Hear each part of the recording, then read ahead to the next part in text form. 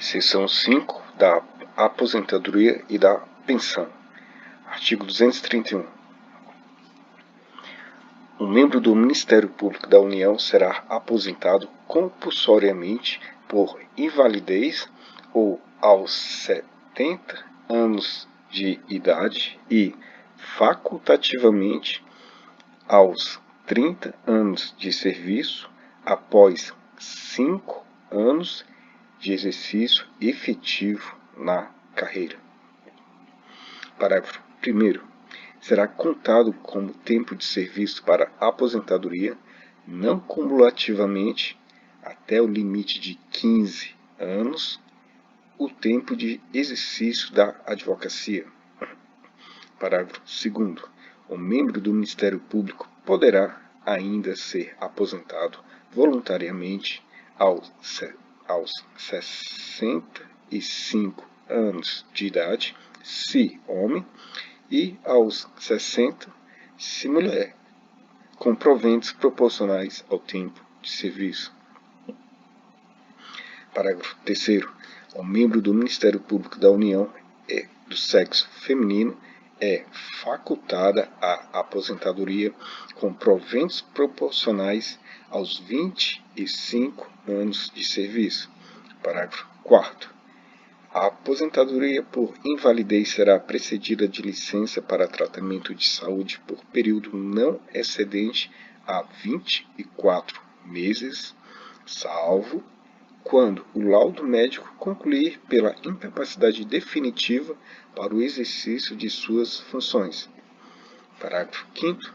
Será aposentado um membro do Ministério Público que, após 24 meses contínuos de licença para tratamento de saúde, for considerado inválido para o exercício de suas funções, não terá efeito interruptivo desse prazo qualquer período de exercício das funções inferiores a 30 dias.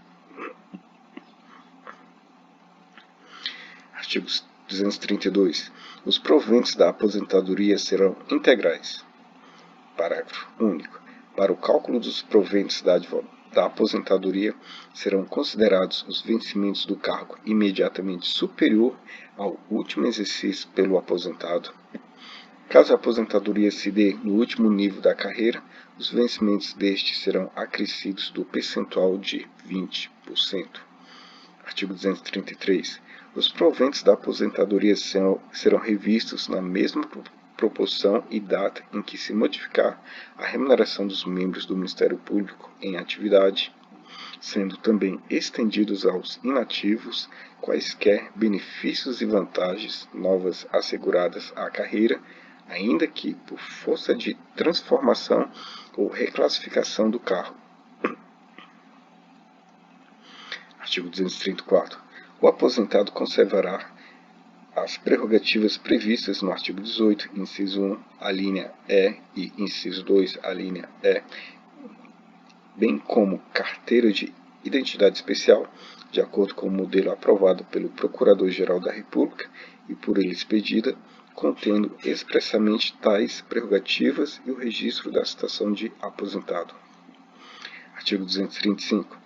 A pensão por morte devida pelo órgão previdenciário aos dependentes de membro do Ministério Público da União corresponderá à totalidade dos vencimentos ou proventos do falecido, assegurada a revisão do benefício na forma do artigo 233.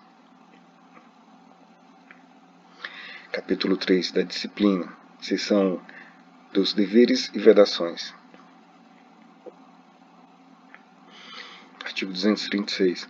O membro do Ministério Público da União, em respeito à dignidade de suas funções e à da Justiça, deve observar as normas que regem o seu exercício e, especialmente, inciso 1, cumprir os prazos processuais, inciso 2, guardar segredo sobre assunto de caráter sigiloso que conheça em razão do cargo ou função, inciso 3, velar por suas prerrogativas institucionais e processuais, inciso 4. Prestar informações aos órgãos da administração superior do Ministério Público, quando requisitadas.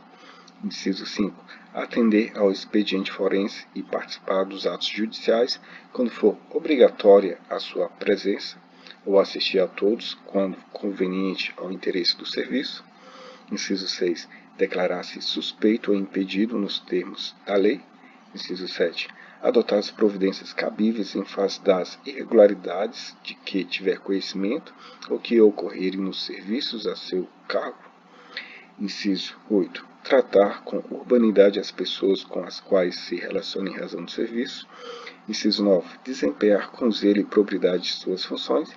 Inciso 10. Guardar decoro pessoal.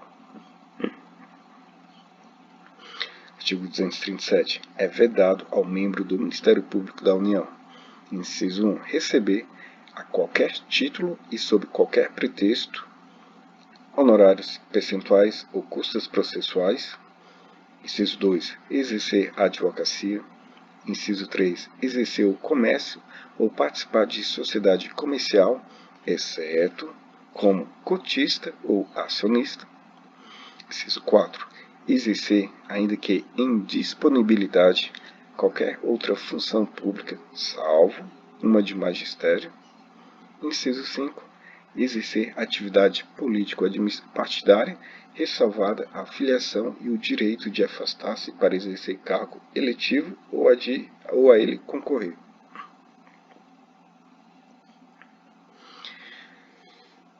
Seção 2. Dos impedimentos e suspeições. Artigo 238. Os impedimentos e as suspeições dos membros do Ministério Público são os previstos em lei. Seção 3. Das seções. Artigo 239. Os membros do Ministério Público são passíveis das seguintes sanções disciplinares. Inciso 1. Advertência. Inciso 2. Censura. Inciso 3. Suspensão. Inciso 4. Demissão e inciso 5. Cassação de aposentadoria ou de disponibilidade. Artigo 240. As sanções previstas no artigo anterior serão aplicadas. Inciso 1. A de advertência, reservadamente e por escrito, em caso de negligência no exercício das funções. Inciso 2. A de censura, reservadamente e por escrito, em caso de reincidência em falta anteriormente punida com advertência ou de descumprimento de dever legal. Inciso 3. A de suspensão até 45 dias, em caso de reincidência em falta anteriormente punida com censura. Inciso 4. A de suspensão de 45 a 90 dias, em caso de inobservância das vedações impostas por esta lei complementar, ou de reincidência em falta anteriormente punida com suspensão até 45 dias. Inciso 5. As de demissão nos casos de: a linha A. Lesão aos cofres públicos, dilapidação do patrimônio nacional ou de bens confiados à sua guarda. A linha B. Improbidade administrativa, nos termos do artigo 37, parágrafo 4 da Constituição Federal. A linha C. Condenação por crime praticado com abuso de poder ou violação de dever para com a administração pública, quando a pena aplicada for igual ou superior a 2 anos. A linha D. Incontinência pública e escandalosa que comprometa gravemente, por sua habitualidade, a dignidade da instituição. A linha E. Abandono de cargo. A linha F. Revelação de assunto de caráter sigiloso que conheça em razão do cargo ou função, comprometendo a dignidade de suas funções ou da justiça. A linha G. Aceitação ilegal de cargo ou função pública. A linha H. Reincidência no descumprimento do dever legal anteriormente punido com a suspensão prevista no inciso anterior. Inciso 6. Cassação de aposentadoria ou de disponibilidade nos casos de falta punível com demissão praticada quando no exercício do cargo ou função. Parágrafo 1º. A suspensão importa enquanto durar da perda dos vencimentos e das vantagens pecuniárias inerentes ao exercício do cargo, vedada a sua conversão em multa. Parágrafo 2º. Considera-se reincidência, para os efeitos dessa lei complementar, a prática de nova infração dentro de 4 anos após cientificado o infrator do ato que lhe tenha imposto sanção disciplinar. Parágrafo 3º. Considera-se abandono do cargo ou a ausência do membro do Ministério Público ao exercício de suas funções sem causa justificada por mais de 30 dias consecutivos. Parágrafo 4º. Equipara-se ao abandono de cargo a falta injustificada por mais de 60 dias intercalados no período de 12 meses. Parágrafo 5º. A demissão poderá ser convertida uma única vez em suspensão, nas hipóteses previstas nas alíneas A e H do inciso 5, quando de pequena gravidade o fato ou irrelevantes os danos causados, atendido o disposto no artigo 244. Artigo 241. Na aplicação das penas disciplinares, considerar-se-ão os antecedentes do infrator, a natureza e a gravidade da infração, as circunstâncias em que foi praticada e os danos que dela resultaram ao serviço ou à dignidade da instituição ou da justiça. Artigo 242. As infrações disciplinares serão apuradas em processo administrativo quando lhes forem cominadas penas de demissão, de cassação de aposentadoria ou de disponibilidade. A imposição dessas dependerá também de decisão judicial com trânsito em julgado. Artigo 243. Compete ao Procurador-Geral de cada ramo do Ministério Público da União aplicar a seus membros as penas de advertência, censura e suspensão.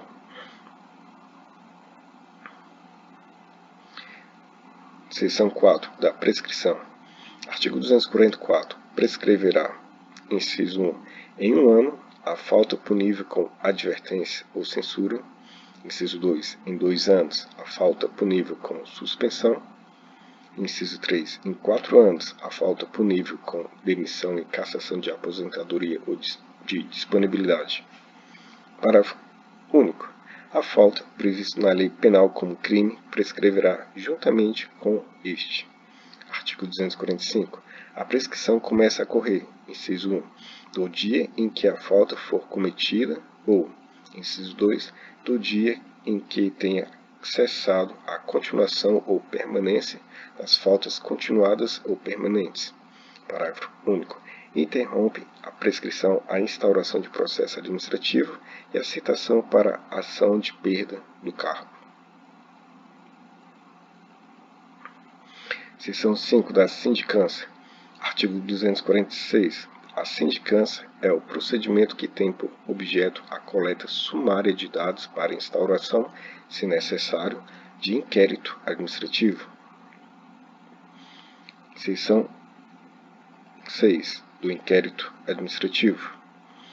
Artigo 247. O inquérito administrativo, de caráter sigiloso, será instaurado pelo Corregedor-Geral, mediante portaria, em que designará comissão de 3 membros para realizá-lo, sempre que tomar conhecimento de infração disciplinar.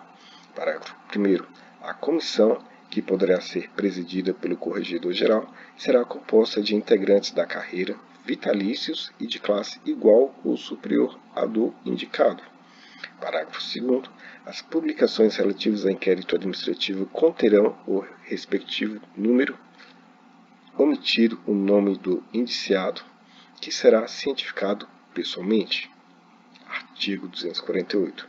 O prazo para a conclusão do inquérito e apresentação do relatório final é de 30 dias, prorrogável, no máximo, por igual período. Artigo 249.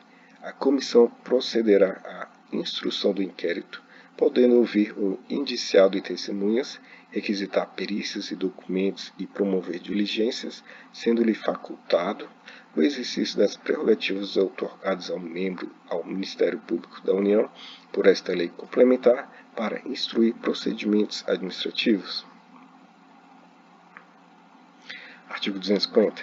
Concluída a instrução do inquérito, abrir-se-á vista dos autos ao indiciado para se manifestar no prazo de 15 dias. Artigo 251. A comissão encaminhará o inquérito ao Conselho Superior, acompanhado de seu parecer conclusivo pelo arquivamento ou pela instauração de processo administrativo. Parágrafo 1º. O parecer que concluir pela instauração do processo administrativo formulará a súmula de acusação que conterá a exposição do fato imputado com todas as suas circunstâncias e a capitulação legal da infração. Parágrafo 2º. O inquérito será submetido à deliberação do Conselho Superior, que poderá, inciso 1, determinar novas diligências, se o considerar insuficientemente instruído. Inciso 2, determinar o seu arquivamento. Inciso 3, instaurar processo administrativo, caso acolha a súmula de acusação. Inciso 4, encaminhá-lo ao Corregedor-Geral para formular a súmula da acusação, caso não acolha a proposta de arquivamento.